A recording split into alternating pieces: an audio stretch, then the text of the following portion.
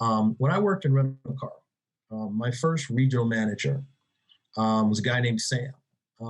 He was he always told me he wasn't the most educated man in the room, even though he had a master's. And his conversation to me is he said, "Here's what I want you to do, son." He said, "Can you get him to come back?" And I said, "Well, what do you mean?" He said, "Can you get him to come back?" And I said, I guess I don't understand. I went to class and they talked about making profit and renting the cars and making sure that you charge the most amount of money for the cars and making sure that you cut your expenses.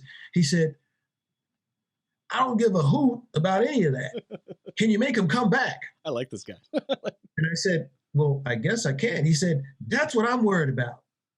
He said, if they spend $100 million with you today and you make your money off of it today and they don't ever come back, you got to find somebody else to spend $100 million.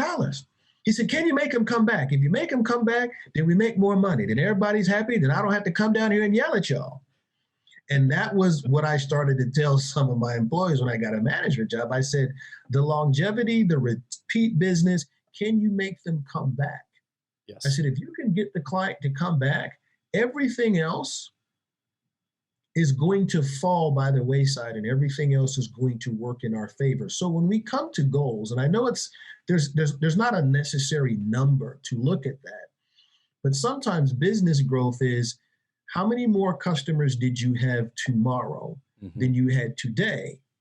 And part of that equation is the easiest way to get more customers tomorrow than we had today is to keep the amount of customers that you have today and then work with the existing customers that are going to come into the pipeline because their car's going to be traded in or they're going to need more work or it's going to age.